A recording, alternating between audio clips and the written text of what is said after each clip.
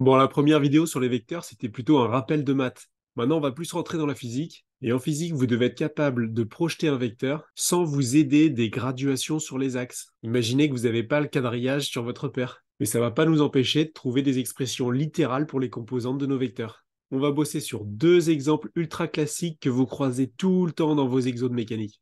On commence par le vecteur G, le fameux vecteur champ de pesanteur dont la valeur vaut 9,8 ou 9,81 qu'on rencontre souvent. Ce vecteur, vous savez depuis plusieurs années qu'il est vertical orienté vers le bas, et souvent on le dessine sur les schémas dans les exercices de mécanique, où il est déjà dessiné parfois dans les sujets de bac. Alors on va prendre de nouveau des axes X et Y, et vous devez être capable d'exprimer les composantes de ce vecteur de manière littérale. C'est absolument indispensable de savoir faire ça en mécanique en terminale. Donc on va appliquer la méthode qu'on a vue juste avant. Les composantes d'un vecteur, c'est simplement combien de pas on fait vers la droite, combien de pas on fait vers le haut. Imaginez que vous parcourez le vecteur G. Vous savez qu'il est vertical ce vecteur, donc combien de pas on fait vers la droite quand on parcourt un vecteur vertical? Bah 0.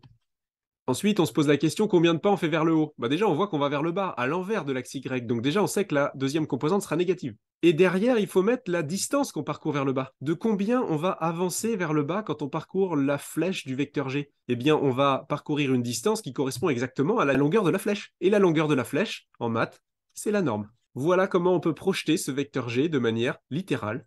Pour ceux qui ont déjà fait le chapitre sur les équations horaires, mais on en reparlera dans une prochaine vidéo, vous vous souvenez qu'au bout d'un moment, on arrive à A égale G au début des exercices.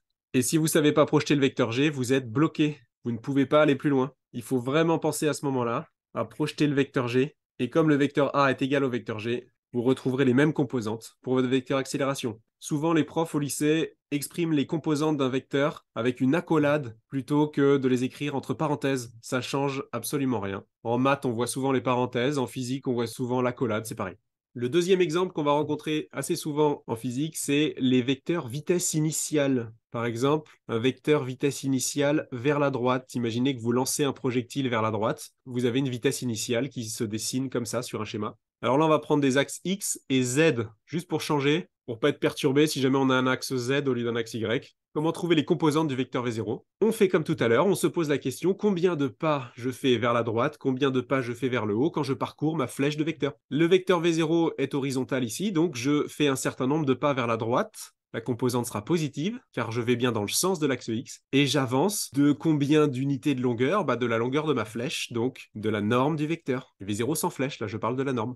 Deuxième question, combien de pas je fais vers le haut? Vu que mon vecteur est horizontal, je fais 0 pas vers le haut. Voilà, mon vecteur vitesse initiale est projeté. Pour ceux qui ont déjà calculé des équations horaires, vous savez qu'à un moment donné, il faut faire des primitives et que dans ces primitives apparaissent des constantes, qu'on note souvent par exemple C1 et C2. Et pour déterminer ces constantes, on doit justement aller chercher les valeurs des composantes du vecteur vitesse initiale. Donc on est obligé là aussi de savoir le projeter, ce vecteur. Dans la prochaine vidéo, on va voir le cas le plus compliqué, c'est-à-dire comment trouver les composantes d'un vecteur ni horizontal ni vertical, mais oblique.